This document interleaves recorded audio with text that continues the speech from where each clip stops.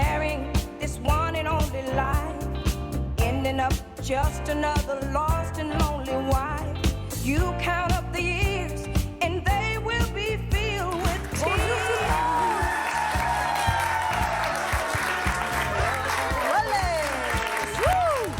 Oh là là. Comment fait-elle? Magnifique. C'est normal. C'est normal que j'offre à notre public un ballet. Mais oui, ils se sont déplacés. Pour certains, ils sont venus de loin. Ouais, et donc à c'est chaque fois important qu'on- qu'ils voient de la danse, de la Comptez le nombre de pirouettes que vous faites et Non, augmentez. mais en revanche, j'ai très envie de vomir pour démarrer cette émission. Je ne sais pas si c'est une bonne chose, car j'ai le tournis.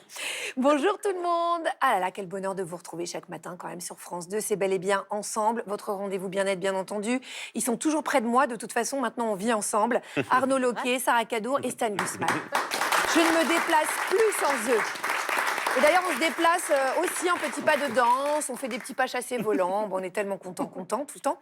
Alors aujourd'hui, on va parler de gras. Ouais. Mais oui, parce que le gras, c'est... La vie? La vie, bien sûr, le gras, c'est la vie. Alors, le problème, c'est qu'entre l'huile, le beurre, bah, notre cœur balance. On entend souvent tout et son contraire. Il y a le cholestérol, bien sûr.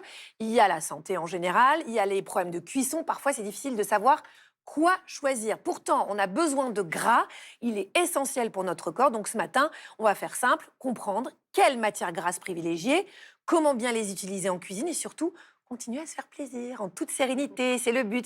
Sarah, Oui. vous avez partagé du gras avec les Français. C'est ça, et vous m'avez inspiré, Agathe, ce matin avec votre huile d'olive au goulot. Oui, j'adore Hein, ça. Parce que ouais. j'ai infligé la même chose aux Français. Ah, le regardez. pauvre. Un petit peu d'huile d'olive. Tu sais que ça fait du bien, ça. Enfin, ça Ah ouais ouais, ça Ok. décrasse. Ah non, mais c'est la matière grasse par Bon, excellence. moi, ça va, écoute, mais je veux bien croire. Vas-y, prends un peu. Non, ça ira. Non, mais tu vas justement. Tu vas... Vraiment Ouais, non, mais je te jure, tu vas voir. Hop. Et elle est très bonne, celle-là. C'est pas faux, Tu vois, c'est pas mal. c'est pas faux. C'est vrai que ça décrasse. Tu te sens mieux. Un peu, ouais, Ouais. beaucoup mieux même. Merci, Agathe. Oh oui, mais je suis toujours là pour vous inspirer, bien sûr. Donc pour parler du gras dans le public avec nous, il y a Juliana aujourd'hui. Alors vous, en tout cas, en cuisine, vous avez la main leste un petit peu sur le beurre, que ce soit dans l'assaisonnement ou dans la cuisine elle-même. Et en plus, on m'a dit, alors là, c'est pas très bien, vous commandez beaucoup de plats préparés. Et là, ça fait grimper le cholestérol. Donc, je pense qu'on a des solutions pour vous, vous êtes à la bonne place. Oui, oui, parce qu'il faut choisir le bon gras, on l'a dit. Et puis après, il faut faire aussi un petit peu attention. Juliana, merci de venir témoigner. Alors vous aussi, vous pouvez nous rejoindre. Et pour ça, vous avez les réseaux sociaux.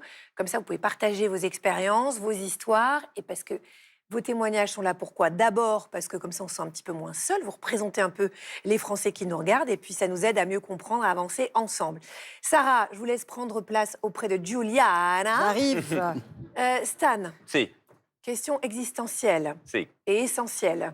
Vous êtes plutôt huile fluide et raisonnable ou beurre fondant et totalement irrésistible? Mais pourquoi choisir, Agathe? Mais mon Dieu! Bah oui, qu'on se le dise, le gras, c'est la vie, c'est la convivialité. Est-ce que vous avez déjà entendu quelqu'un dire « Hier, on a fait une soirée graines de chia, qu'est-ce qu'on s'est marré ?» Non. Jamais, alors qu'avec un bon barbecue, oui. Et il en est ainsi depuis la nuit des temps. Vous croyez que les orgies romaines s'organisaient autour d'un thé matcha? Hein? Non, pas Bien du sûr tout. que non. Au menu des banquets avec charcuterie à volonté. Et nos ancêtres les Gaulois, devant quoi ils festoyaient? Un steak de boulgour?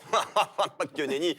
Avec un bon sanglier cuit dans sa graisse. Cette tradition pour les matières grasses fait partie de notre patrimoine culturel. Notre cuisine s'est construite autour du liant. Dans les casseroles françaises, on mijote des plats en sauce.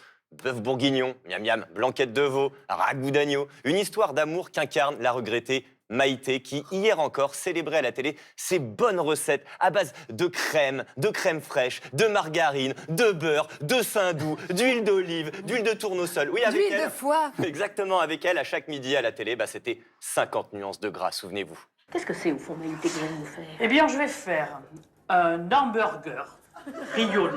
Ah, Maïté, que faut-il pour faire Pas cette grand-chose. recette? Un petit pain de campagne, en moyen, il y a plus gros, voilà, qu'on coupe en deux. Des gésiers, des lamelles de magret et du foie gras chaud. Et on referme le couvercle et on mange. Voilà. Hamburger qui prouve la belle santé des Exactement, Landais. hein. exactement. Alors, montrez-nous ça. J'ai fait revenir mon foie gras, mes magrets. Bon, on n'enlève pas le gras parce que c'est bon, hein. Ça nourrit. Ça nourrit son homme. hein. Et ensuite, Hop, on va mettre gésier le qui foie gras s'écale. par-dessus encore. Le foie gras, voilà. On ne peut pas dire que ce soit nourrissant, mais c'est pas mauvais. Voilà, mon petit. C'est Ouais, pour bah, le moi, café vous pour- savez, je vous ai apporté celui de Bordeaux, comme ça vous aurez le choix. Sainte Vierge Marie. Voilà. C'est malade qui mange ça.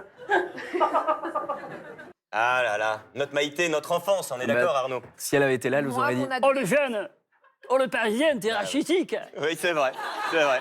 Oui, mais j'ai pas de cholestérol. Bah oui. il voulait placer sa petite imitation. Ouais, ça a bercé ma jeunesse. Oui, c'était une autre époque surtout, sans vous faire offense. Alors aujourd'hui, cette cuisine serait impensable à la télé car le gras a été diabolisé, on le dit responsable de l'obésité, des maladies cardiovasculaires et même du mauvais temps. Je demande donc un moratoire sur la chasse au gras, car 1, le gras, c'est beau.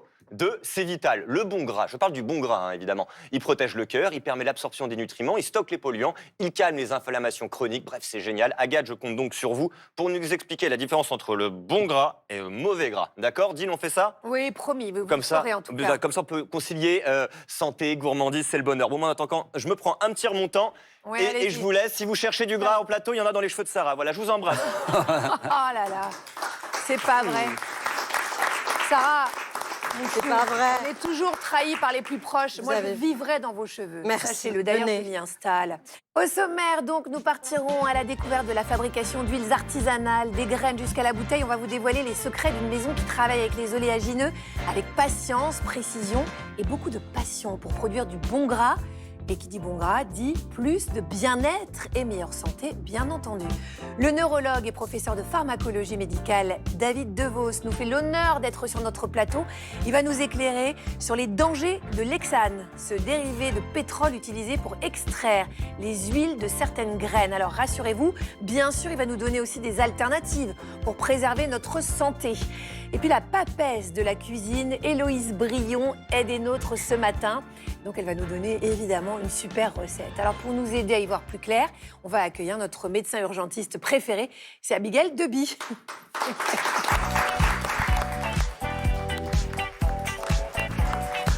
Bonjour. Abigail, je vous ai fait sursauter en coulisses, j'ai vu. Comment? Tout de suite, on accueille Abigail Deby. Et elle a fait « C'est moi ». Oui, je faisais une micro-sieste. C'est Ah bah. mon truc pour survivre aux urgences. Bah, il faut dire quand même que comme vous enchaînez les gardes, on est déjà super privilégiés de vous avoir un petit peu. Abigail Deby, on va commencer par comprendre le gras pour mieux le choisir. Je crois que c'est la première chose à faire. Pourquoi est-ce qu'on dit que le gras, c'est la vie? Parce qu'en fait, le gras, c'est une source d'énergie essentielle. On ne peut pas vivre sans? On ne peut pas vivre sans. C'est essentiel pour le bon fonctionnement de nos organes et de nos cellules. Par exemple, notre cerveau est composé à 60% de gras. C'est une source d'énergie qui est très dense, qui permet donc de supporter, par exemple, le jeûne, l'endurance, l'effort prolongé. L'hiver. Et l'hiver, exactement. Les chagrins En plus, c'est d'amour. associé à la satiété et au plaisir. Deux choses qui ne sont quand même pas négligeables dans la vie. On n'est pas là pour souffrir en permanence. Et le cholestérol en particulier, c'est vraiment un ami qu'on a trop longtemps négligé et diabolisé, alors qu'en fait, il est fondamental. C'est la brique de la membrane de toutes nos cellules. Donc, il est fondamental notamment pour la réparation, la régénération des tissus et des cellules. Et puis, c'est le précurseur de plein d'hormones, les hormones sexuelles, les androgènes, les hormones, d'autres hormones aussi, et puis de la vitamine D et même des acides biliaires. Donc c'est fondamental. Déjà, on dédiabolise un petit peu le cholestérol. Dès le Tout à début de fait. cette émission, ça me plaît, vu qu'il est beaucoup trop chez moi. Alors, tous les gras ne se valent pas. Comment différencier le bon gras du mauvais gras? Comment cuisiner huile, beurre et autres matières grasses sans altérer sa santé? Ce sont bien sûr les questions que tout le monde se pose.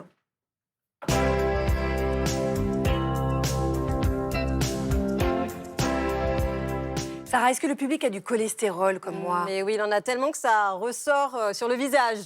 Voilà, c'est huileux ce matin. Il ne faut jamais de sa voisine. Ça, c'est quand même une règle Jamais, d'or. Ne au vous grand asseyez jamais. pas à côté de Sarah quand vous venez dans le public. Voilà, allez, allons voir les Français que j'ai rencontrés. Hein, et on va s'éponger un petit peu, toutes les deux.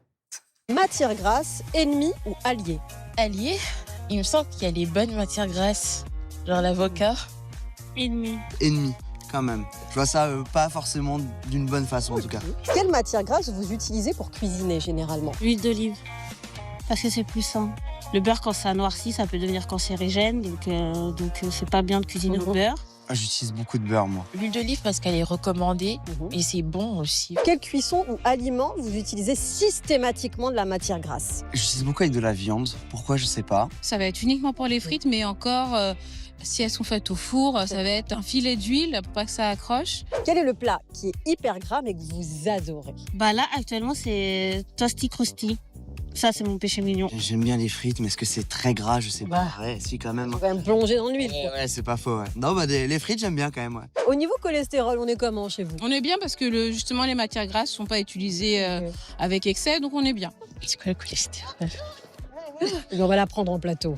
Hein. C'est quoi le cholestérol? Expliquez-nous. C'est quoi vos astuces pour cuisiner moins gras? Oui, le air fryer. Faut savoir que les viandes ont déjà du gras, donc de ne pas en rajouter. Le fait de cuisiner maison, parce qu'en fait, quand on achète des plats tout faits, il y a beaucoup de matières grasses et puis c'est pas nutritif. Est-ce que vous avez déjà utilisé de la matière grasse de manière peu commune? J'en ai déjà mis sur mes lèvres en huile d'olive. Je vais essayer, tiens. Hop là. Et c'est pas mal. Et en plus, quand on a un petit creux, discretos, bam. J'aime bien votre astuce. C'est bien. Arrêtez de nous agresser quand même avec le cholestérol. On n'a rien fait. Je vais me calmer. Juliana, bienvenue dans Bel et Bien Ensemble. Merci beaucoup, Agathe. On est très très heureux de vous avoir. Donc Arnaud le disait tout à l'heure, vous avez pas mal de cholestérol, comme moi. Hein, voilà. Vous vous sentez fatigué et en fait, vous ne savez pas tellement comment faire pour aller mieux. Exactement. Je suis venue ici pour avoir des conseils et j'ai beaucoup grossi ces derniers temps. J'avais fait un régime il y a 5 ans. J'avais bien perdu le poids et là, c'est vrai qu'après le Covid, j'ai commencé à grossir, à manger n'importe quoi, à manger du gras, du beurre, du sucré. Mais oui, une mais mauvaise- c'est bon, Juliana. C'est bon, mais voilà, c'est pas bon pour le corps en fait. Non. J'ai trop grossi. Maintenant, je suis en obésité, malheureusement. Mais là, mes objectifs de cette année, c'est perdre du poids, me remettre en forme. Et j'aimerais les conseils d'Abigaël. Alors c'est vrai que là, vous dites quelque chose de très important, c'est qu'on parle bien de la santé, on ne parle pas de l'esthétique, on peut se sentir très très bien en étant une femme très voluptueuse.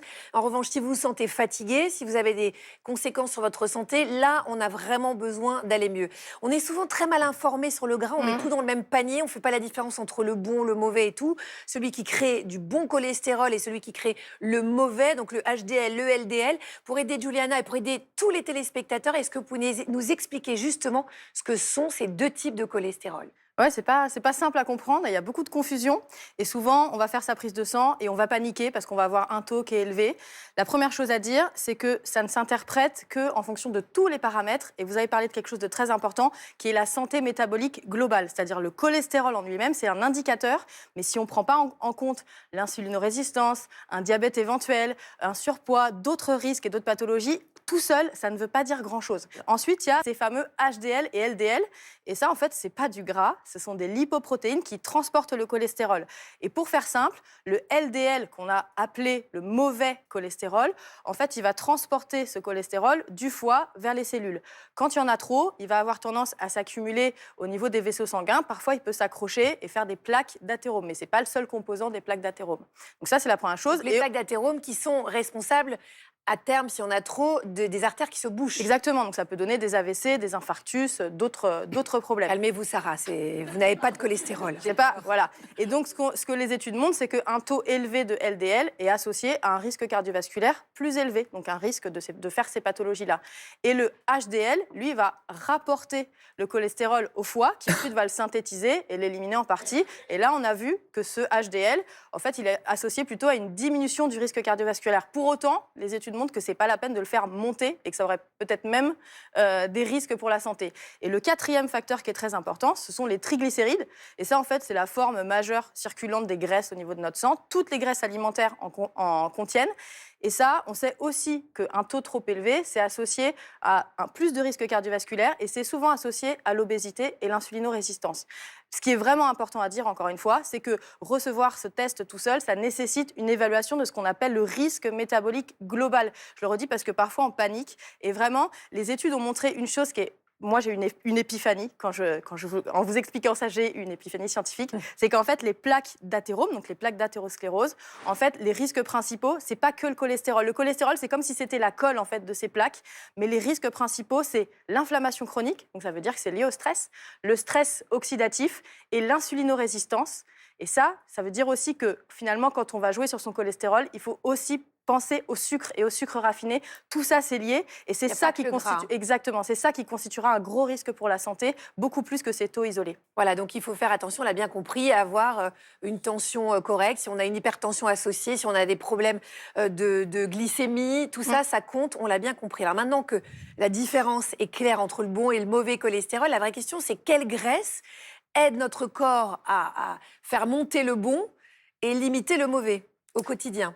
Alors, les graisses qui sont plutôt à favoriser, c'est les mono- et polyinsaturés. Donc, ça va être plutôt les bonnes huiles.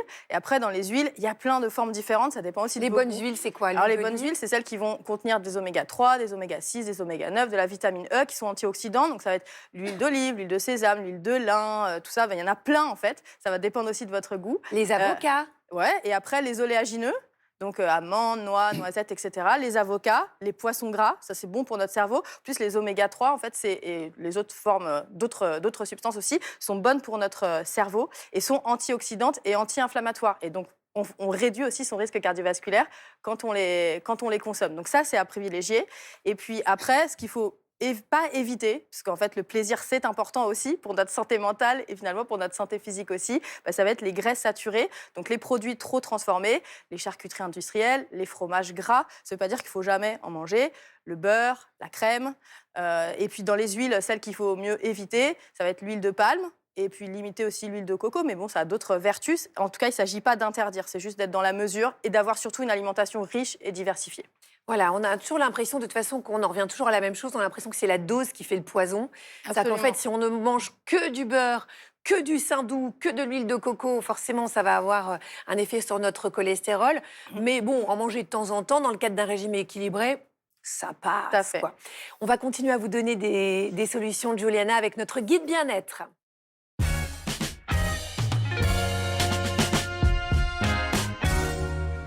Alors, est-ce que vous pouvez, Abigail, nous donner quelques principes simples pour favoriser le bon cholestérol et limiter le mauvais? Qu'est-ce qu'on fait? Alors, il y a ces principes alimentaires. Là, on a parlé des bons gras et des mauvais gras, mais il y a d'autres petites astuces que je peux vous donner. Déjà, c'est d'avoir une alimentation qui est riche en fibres, parce que quand on mange des fibres, ça va diminuer l'absorption du gras, en fait. Alors, par exemple, on fait dans le cadre, par exemple, d'un repas très, très riche, si on prend, je sais pas, une grosse côte de bœuf frite, cuite à la graisse de foie gras. Vous me prenez par les sentiments, qu'est-ce que vous voulez que je Voilà. je veux dire, oui, bien on sûr. rajoute des haricots verts, parce que comme ça absorbe, il y a plein de fibres dans les haricots verts. C'est ça, il faut avoir une alimentation riche en fibres. Après, encore une fois, il ne s'agit pas de faire baisser le cholestérol juste comme ça... sans évaluer le risque métabolique. Ce qui est important, c'est vraiment tout le reste aussi. Donc, ça veut dire diminuer aussi les sucres raffinés. Ça, c'est très important. Avoir une alimentation plutôt anti-inflammatoire et antioxydante, ça va faire en fait que le cholestérol s'accrochera moins facilement aux parois vasculaires, aux parois des vaisseaux, et donc ça limitera le risque de plaques d'athérome. Ça, c'est très, très important. Et puis après, l'activité physique, ça joue aussi, parce qu'en fait, ça favorise le métabolisme en fait, du cholestérol. Ça favorise son élimination et donc c'est extrêmement bon. En plus, c'est anti-inflammatoire aussi. Donc en fait, je préfère donner des conseils d'hygiène de vie globale. L'essentiel, c'est vraiment d'éviter le stress oxydatif, l'insulinorésistance, l'inflammation chronique, plus que de faire baisser le cholestérol comme ça de façon théorique. Merci beaucoup, Abigail. Vous pouvez retrouver notre guide bien-être sur nos réseaux sociaux. Donc, vous n'hésitez pas à nous laisser des commentaires. Et puis, bien sûr, avec l'équipe, on vous répond à chaque fois. Merci beaucoup, Juliana, d'avoir partagé votre histoire ce matin avec nous. Arnaud, il est temps de parler du gras au quotidien. Ouais, et si je vous fais écouter ça, ça vous pense à quoi? L'amour que j'ai pour toi. Au gras, chérie. Au gras de l'huile d'olive. Oui, mais bien sûr. Bien sûr, ça chante. Alors, on a du bol parce qu'on est allé voir justement comment se fabriquer une huile d'olive bio. Et on a eu de la chance parce que c'est une famille, c'est l'huilerie Richard. Et alors là-bas, c'est top parce que vous allez comprendre pourquoi ça fait autant de bien dans l'assiette. Ils ramassent en famille, ils produisent en famille. Et c'est Florine qui a eu la chance de nous faire découvrir cet or vert. Pour découvrir les secrets de fabrication de l'huile d'olive à la française, direction la Drôme. Un territoire où poussent les oliviers depuis 2000 ans. Florine a rendez-vous avec des producteurs d'huile d'olive, Louis et son père Patrick. Bonjour. Bonjour, bienvenue au paradis. Ah bah merci. Et alors pourquoi c'est le paradis? On est au milieu du terroir gnoncé. Et qui dit gnonce dit olive. On a un des plus vieux oliviers du terroir recensé ici autour de 600 ans d'histoire. Et il n'y a pas que cet arbre qui a ses racines. Ici, cela fait 5 générations que la famille de Louis et Patrick sont mouliniers sur ces terres. 140 ans qu'ils exploitent la tanche, une variété d'olives qui pousse seulement ici, AOP depuis 1994. Cette tanche, c'est un goût très subtil, une chair, si vous voulez, qui va vous emmener au bout du monde, parce qu'il y a à la fois de la truffe, il y a à la fois de la pomme, à la fois tout ce qui va faire que cette olive, vous allez la trouver tout au long de l'année, et que tout au long de l'année, vous allez penser à nous dans cet univers. Quel est le premier processus pour la fabrication d'huile d'olive? L'agriculture. sans bonne matière première, il n'y a pas de produit. C'est ça le secret. Ce sont ces orfèvres qui travaillent leurs arbres, qui les aiment, qui leur parlent, qui connaissent, qui leur donnent des noms même des fois, mais qui nous amènent ça au moulin et à nous de le transformer. On va voir la symphonie de la récolte qui est en train de se passer là actuellement. Effectivement, j'entends des bruits, c'est Eh oui, quoi? les râteaux qui sont en train de passer entre les feuilles pour pouvoir faire tomber l'olive.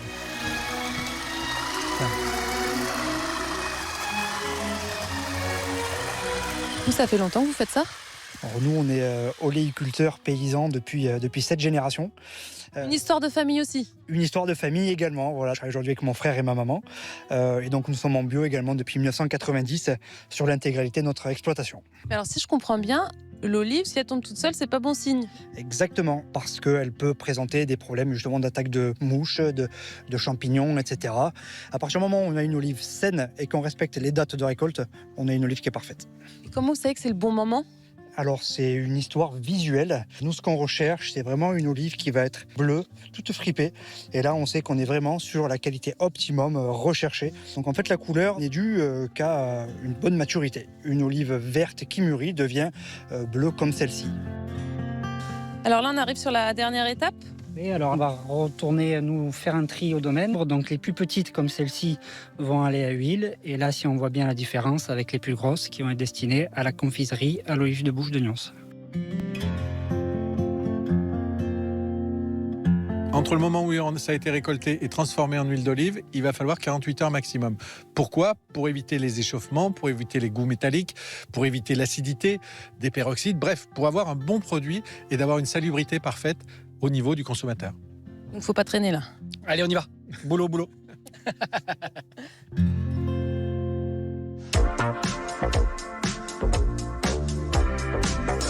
La première étape, c'est qu'on va laver cette olive pour enlever tout ce qui est cailloux, feuilles, etc. Derrière, ça va monter sur un tapis et on va broyer l'olive avec le noyau. Pourquoi c'est important? Parce qu'à l'intérieur du noyau, il y a ce qu'on appelle des polyphénols, riches en oméga et bon pour la conservation de l'huile d'olive. On va obtenir une pâte. Cette pâte, elle va être malaxée. Et après, on va extraire l'huile. D'un côté vont partir les noyaux et la peau, et de l'autre, on va obtenir l'huile. Donc là, on est sur la fin du processus. Exactement, c'est là où la magie opère. C'est-à-dire que, on voit notre magnifique huile d'olive qui est en train de couler. Et donc, quand on fait de l'huile d'olive, il n'y a pas d'adjuvant, pas de solvant. Rien du tout, uniquement de l'olive. Allez, on va déguster. Direction le bar à huile. Santé. À la Voilà. vôtre. Là, il y a un petit côté fruité, j'allais dire, presque sucré, non? Exactement, pas ou peu d'ardence. L'ardence, c'est quand ça va venir nous gratter derrière la gorge, voilà, sur l'huile d'olive. La typicité de Nyons, c'est que ça va être une huile d'olive très douce. On va dire cœur d'artichaut noisette, utilisation en cuisine, plutôt à froid ou en fin de cuisson. Ça va être délicieux sur un poisson blanc, sur une Saint-Jacques. Je l'imagine déjà. Vraiment délicieux, ou sur une salade. Alors, c'est quoi les atouts de l'huile d'olive?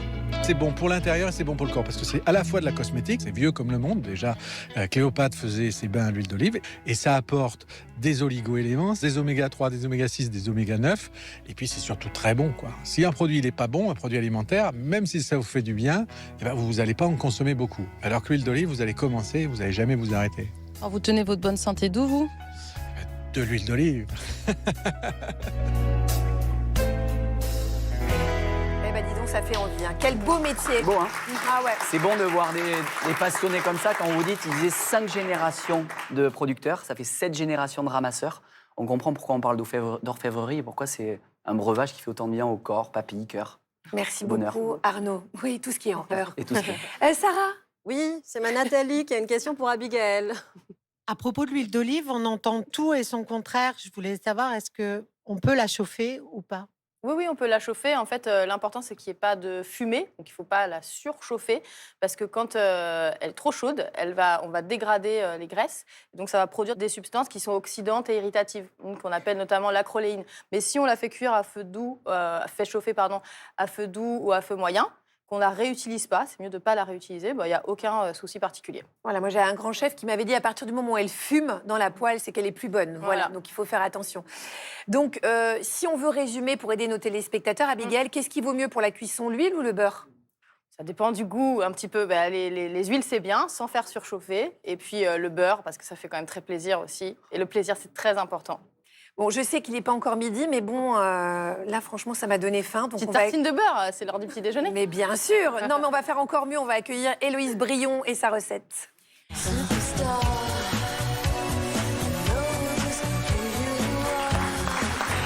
Regardez-moi ce soleil arriver. Bonjour Héloïse. Bonjour Agathe, bonjour Arnaud. Héloïse Brion, vous êtes là pour nous prouver qu'on peut cuisiner sans matière grasse et que ce soit bon.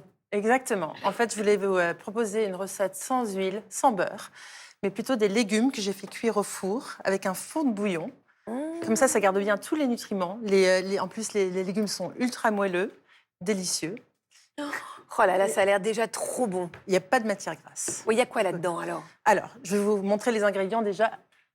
Il nous faut 2 à 3 gros oignons doux, 6 mini carottes ou 2 grandes, un demi-fenouil, 300 ml de bouillon, une demi-cuillère à café de cumin moulu, une demi-cuillère à café de coriandre moulu, une demi-cuillère à café de cannelle, 3 cuillères à soupe de ricotta et du thym frais et toujours un petit peu de fleur de sel et de poivre. Alors, si vous n'avez pas eu le temps de noter, je vous rappelle qu'on a nos réseaux sociaux. Ça, c'est la recette. Et là, on la regarde en image. Alors, on commence tout simplement par éplucher ces oignons et les couper en 2 sur la largeur, comme ça. Le fenouil, on coupe en morceaux. C'est bon le fenouil, hein? C'est tellement bon. C'est bien de le réhabiliter. Très bon. Puis c'est très très bon pour la santé. Et ensuite, on les met dans un plat. On va les faire rôtir. Avec nos petites carottes. Et là, vous mettez pas de matière grasse? Pas de matière grasse. Juste un petit bouillon qu'on peut faire maison d'ailleurs. On rajoute les épices par-dessus. Donc le cumin. Le cumin, coriandre et cannelle. Un petit peu de poivre si on veut, du thym. Et moi, j'enveloppe tout comme ça. C'est comme ça cuit vraiment un peu à l'étouffée au four après un moment. Pas trop, quoi. Et puis, on garde bien tout le moelleux, l'humidité. Ensuite, on les place dans nos bols ou nos assiettes. Oh, c'est beau, tout simplement. On peut rajouter un petit peu du fond de bouillon si on veut avoir un petit peu de jus. Et ensuite, pour la ricotta, j'ajoute du thym frais, du poivre. On peut mettre un peu de zeste de citron si on veut. La ricotta, c'est pas trop gras d'ailleurs. Alors, la ricotta, justement, c'est très intéressant parce que ça fait que, du coup, ça apporte beaucoup de gourmandise et de saveur. Et en même temps, c'est un fromage qui est pauvre en lipides, qui a beaucoup d'eau. Donc, ça fait pas grimper notre cholestérol, justement. Pas mal. Et en même temps, c'est un apport de calcium, de phosphore, de protéines. Donc là, on n'a vraiment aucun gras, quoi. Il n'y a parce pas qu'avec de la ricotta, on est pauvre en lipides et en même temps. Parce que ce qui est vrai, c'est que quand on cuisine, quand on rôtit avec de l'huile, etc., c'est quand même très, très attirant. C'est-à-dire que ça donne envie. Mais là, ça donne tout. Mais c'est pas mal, là, c'est moelleux. On garde vraiment tous les nutriments des ingrédients. Donc quelle bonne idée, la cannelle. C'est très bien. Ouais. Oh là là, il n'y a aucun gras, c'est très beau. Alors, si on ne veut pas cuisiner au bouillon, Héloïse, quel genre de poêle est-ce que vous pouvez nous recommander pour qu'on utilise le moins de matière grasse? Alors moi, je recommande surtout des poêles anti-adhésives, en céramique, en inox ou en fonte. Ça permet de vraiment maîtriser la cuisson. Ça glisse tout seul dessus, donc on n'a pas besoin de rajouter des matières grasses. C'est mieux que le revêtement. Ça évite la surchauffe. Et puis aussi, voilà, de toute façon, il vaut mieux utiliser, je trouve, des ustensiles en bois quand on fait cuire des aliments que de métal. Mais c'est vraiment, les céramiques, inox et fonte. C'est fou parce que je suis en train de me dire que j'utilise pas assez la ricotta dans ma cuisine parce que c'est quand même délicieux. Avec des petits zestes de citron, comme ça, c'est incroyable. Merci Héloïse, vous êtes trop forte. Mais bon, ça on le savait déjà, c'est pas un scoop. Arnaud, vous avez une question? Oui, pour Abigail. Nous, dans le Sud-Ouest, notre icône, notre Miss France, c'est Maïté, depuis des années. Et évidemment, elle, c'est tout à la base de notre animal totem, c'est le canard. Et s'il vous plaît, ne me répondez pas non, mais est-ce qu'il est bon de cuisiner à la graisse de canard? Oui, c'est très bon. C'est bien. En plus, en fait, ça a un très bon goût. Et comme c'est riche en saveurs, on a tendance à en utiliser un petit peu moins. Ça reste très, très calorique. Et c'est bon, en fait, parce que ça contient un bon gras qu'on appelle l'acide oléique. Donc, pas de souci. C'est une question d'équilibre, comme tout. Exactement.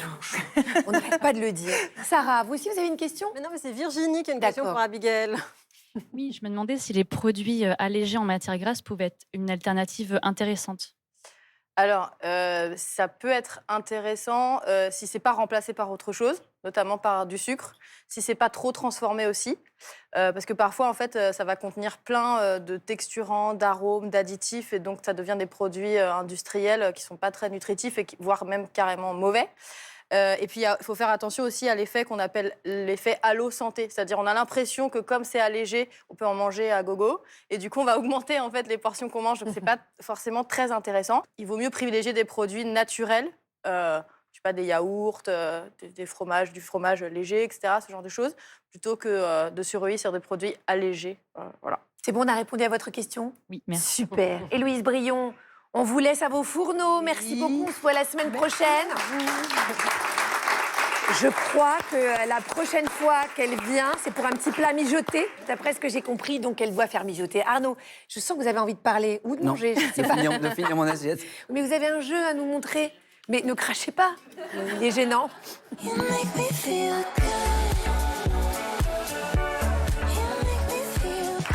Alors, vous savez, dès qu'il y a des jeux, je suis comme un gosse.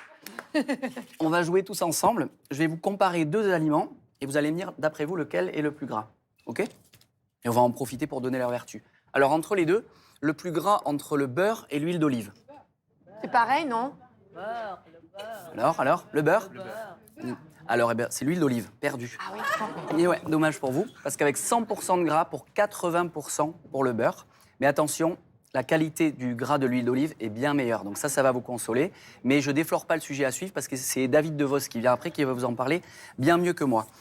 Après, qui est le plus gras entre les noix et les avocats? C'est pareil, non? La fille qui répond ça à tout. Ouais, c'est voilà. Aucun risque en fait, elle dit pareil. Les noix. Les noix? Les noix, peut-être, oui. Alors la réponse, c'est les noix, qui sont bien plus grasses. 60% de lipides contre 15% pour l'avocat, mais encore une fois, une bonne nouvelle, les deux, c'est du bon gras. Alors, on passe aux œufs. Qui est le plus gras entre un œuf au plat et un œuf dur? L'œuf au plat? Bingo. C'est l'œuf au plat. Mais alors, le truc, c'est pas l'œuf en lui-même. Le problème en soi, c'est la cuisson. Bah oui, forcément, on met du beurre en dessous ou de l'huile. C'est sûr, quand on a la réponse. Qui est le plus gras entre une cuisse de poulet avec la peau et un pavé de saumon? La cuisse de poulet avec la peau. Saumon. Eh bien, en quantité, elle est là, la réponse. Elle est à gauche, c'est le saumon. Mais attention, ces graisses sont bien meilleures pour le cholestérol. C'est du bon gras. Oui, mais il y a du mercure dans le saumon, donc j'ai raison. Arrêtez, s'il vous plaît, arrêtez, laissez-nous avec le gras. La conclusion qu'on peut apporter tout ça, c'est que le plus gras, c'est pas forcément le plus mauvais. Et ça, c'est une excellente nouvelle. Ce qui compte, c'est la qualité du gras, la façon dont on le cuisine et la fréquence à laquelle on le consomme. Et alors, ne culpabilisons pas. Et si vous voulez bien choisir votre gras, j'ai des adresses. Vous allez au Pays Basque, vous allez dans le village d'Asparin et vous demandez Eric. Vous serez servi. Vous en avez d'autres comme ça m'intéresse énormément, Plein. hein, Arnaud. Plein. Merci beaucoup, Arnaud. Il est temps de vous dire ce qu'il faut savoir sur la fabrication des huiles maintenant. Il est à la fois neurologue et professeur de pharmacologie médicale, mais il a surtout beaucoup à nous dire sur un sujet brûlant qui nous concerne tous. Je vous propose d'accueillir maintenant David Devos.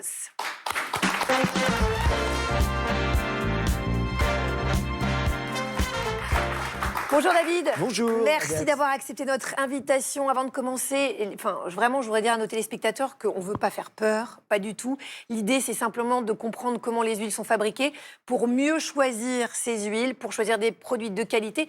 En fait, David, vous alertez depuis plusieurs années sur certaines substances utilisées dans l'industrie alimentaire de façon drastique, particulièrement l'hexane, qui est un solvant issu du pétrole, qui a longtemps été utilisé pour extraire industriellement l'huile de certaines graines, comme le colza ou le tournesol. Le problème, c'est qu'on en retrouve des traces dans certains aliments, notamment dans les huiles végétales raffinées.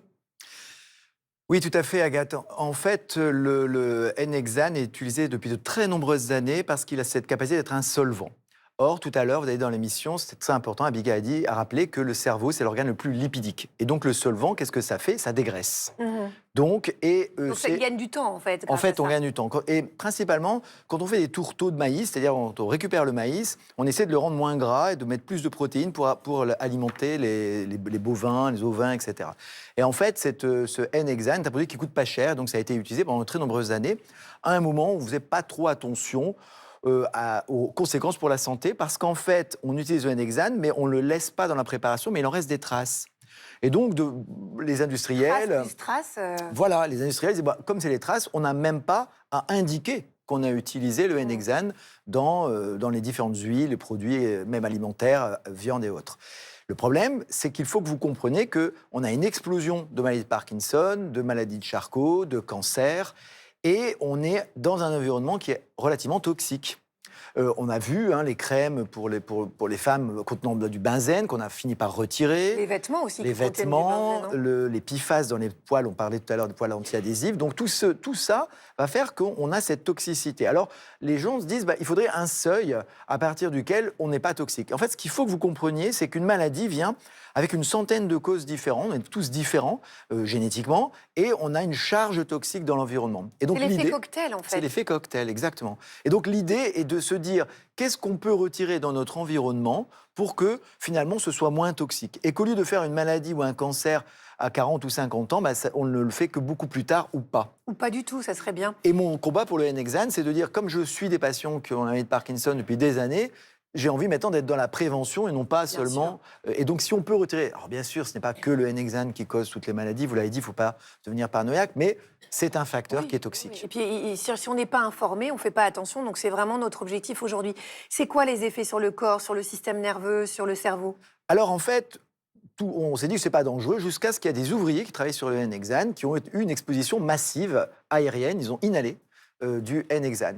Et à ce moment-là, on s'est rendu compte qu'ils ont fait quelques semaines après un Parkinson sévère et certains ont eu des atteintes des nerfs. Donc on s'est dit, oh là là, c'est quand même un produit qui est ultra toxique. Alors on dit, oui, mais c'est parce que c'est des doses élevées. Vous avez dit, la dose fait le poison. Mais en fait, plus vous mettez une dose faible, plus ça va mettre du temps, mais ça va être toxique avec le temps. Oui, et donc l'idée est vraiment d'arrêter, de planifier, de travailler ensemble avec les industriels, les agriculteurs, les pouvoirs publics, les chercheurs, d'essayer de trouver des alternatives. Et il existe des alternatives. Ce que vous dites, c'est qu'en fait, il faut qu'on se révolte un peu. C'est pour ça que je viens ici, parce qu'en fait, c'est la voix de la population qui va faire changer les choses. Bien sûr. Alors du coup, dans une vinaigrette pour ma salade, par exemple, il y a des possibilités qu'il y ait des traces de ce solvant, l'hexane. Est-ce que je peux le voir sur l'étiquette de la bouteille? C'est bien là tout le problème, c'est qu'on n'a pas d'obligation actuellement. Les industriels n'ont pas l'obligation d'indiquer qu'on a utilisé cet intermédiaire pendant un moment pour dégraisser. Et donc, on peut regarder l'étiquette, mais ça ne sera jamais indiqué. Ce qui n'est pas juste, parce qu'il y a des gens qui travaillent sans hexane. Et vous, si vous voulez choisir les bonnes huiles, une bonne huile, et finalement, elle est contaminée avec du N-hexane, eh bien peut-être que finalement, la résultante est négative en termes de santé. Est-ce que toutes les huiles aujourd'hui, si je vais dans un supermarché et que je teste toutes les huiles, est-ce que toutes les huiles, y compris les huiles bio, ont des traces d'hexane, avant qu'on dise celles qui sont les moins pires? Non, et c'est bien là le problème, c'est qu'on ne sait pas toutes les huiles qui en ont et qui n'en ont pas. Pour l'instant, on a vraiment un défaut d'information. Et c'est ça qui est dramatique. Alors, évidemment, on a vu le reportage lorsqu'on les personnes font l'huile d'olive eux-mêmes et ils écrasent l'olive et ils n'utilisent aucun autre intermédiaire. Là, on sait qu'il n'y aura pas de N-hexane dedans. Donc, c'est vraiment le problème, c'est qu'il faut qu'on indique l'utilisation du N-hexane. Alors, il y a des alternatives bio, donc il y a d'autres produits. On peut utiliser aussi des alternatives mécaniques ou des gaz. C'est vrai aussi, il faut comprendre l'industriel, que ça va aussi bouleverser la chaîne de production, donc ça a des coûts. Et donc, il faut travailler ensemble pour permettre de sortir de ça. Et on retrouve le N-hexane pas que dans les graisses. On retrouve dans la viande, on retrouve dans les œufs, on retrouve dans plein de choses. Alors, je ne suis pas en train de dire qu'on va tous mourir là tout de suite, mais il faut quand même qu'on ait une conscience qu'on doit travailler ensemble avec tout le monde, les chercheurs, les agriculteurs, les industriels, pour trouver moins de toxicité, pour qu'on ait moins, parce on fait face à des tsunamis de maladies. Mais donc, quand on arrive au supermarché, vous conseillez quand même de choisir des huiles, quoi. Première pression à froid, huile d'olive, huile bio, pardon. Oui, c'est sûr que les premières pressions à froid, on presse, et donc on ne va pas utiliser du coup du N-hexane pour dégraisser. Donc ça, c'est bien sûr bien meilleur. C'est ça. Et normalement, déjà, les produits bio sont quand même bien meilleurs, les produits français. Et je pense qu'il faut qu'on évolue vers une réglementation un peu plus dure, au moins qu'on avertisse les consommateurs. Ok, bon, oui, en fait, c'est votre grand combat, c'est qu'on soit informé, et c'est la raison de votre présence aussi. Sarah, qui est le moral à zéro. On est déprimé dans le public, c'est une catastrophe. Abigail, depuis quelques temps, le beurre clarifié qu'on appelle le ghee, elle vend en poupe. Moi, je voulais savoir, est-ce que c'est vraiment un super aliment, ou alors c'est un effet de mode? En fait, c'est un beurre fondu et ensuite décanté, donc on va retirer l'eau et les protéines de lait. Du coup, pour les gens qui ont du mal, par exemple, à digérer le lactose, ça peut être intéressant. Donc, il est parfois mieux digéré. Il est plus propice à la cuisson. Mais sinon, en termes de santé, c'est pas forcément miraculeux. Mais il a cette propriété-là. Ça peut être intéressant si on a du mal à supporter les Mais une petite entrecôte au ghee, n'est-ce pas, David? Tout à fait. Il n'y a pas d'hexane dans le ghee? Non, je pense pas. Enfin, ça dépend de l'origine quand même du beurre. beurre. Merci Sarah, hein. C'était très très intéressant. Et merci infiniment David Devos pour votre éclairage. N'oubliez pas que savoir, c'est aussi pouvoir choisir. Et donc on vous remercie pour votre combat David. Merci aussi à Abigail.